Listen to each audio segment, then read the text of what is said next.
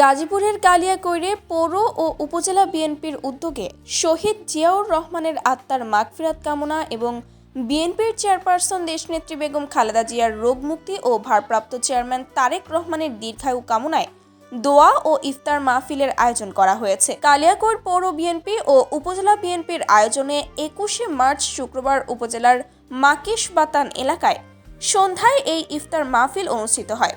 কালিয়াকৈর পৌর বিএনপির সহ সভাপতি শামসুল আলম সরকারের সভাপতিত্বে সাধারণ সম্পাদক রিয়াজ উদ্দিনের সঞ্চালনায় প্রধান অতিথি হিসেবে উপস্থিত ছিলেন কালিয়াকৈর পৌরসভার সাবেক সফল মেয়র ও বিএনপির কেন্দ্রীয় নির্বাহী কমিটির অন্যতম সদস্য মজিবুর রহমান। ইফতার মাহফিলে প্রধান অতিথি বলেন, শহীদ জিয়াউর রহমানের আত্মার মাগফিরাত কামনা, আমাদের নেত্রী ও আমাদের মা খালেদা জিয়ার রোগ মুক্তির এবং ভারপ্রাপ্ত চেয়ারম্যান তারেক রহমানের দীর্ঘায়ু কামনায় আজকের এই দোয়া ও ইফতার মাহফিল আয়োজন করা হয়েছে।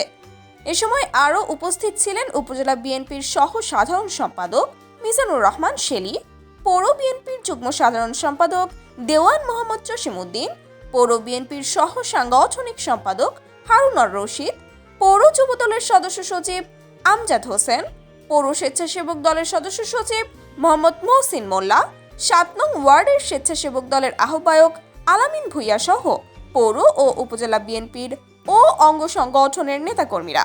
দোয়া মোনাজাত পরিচালনা করেন মাওলানা এমদাদুল ইসলাম।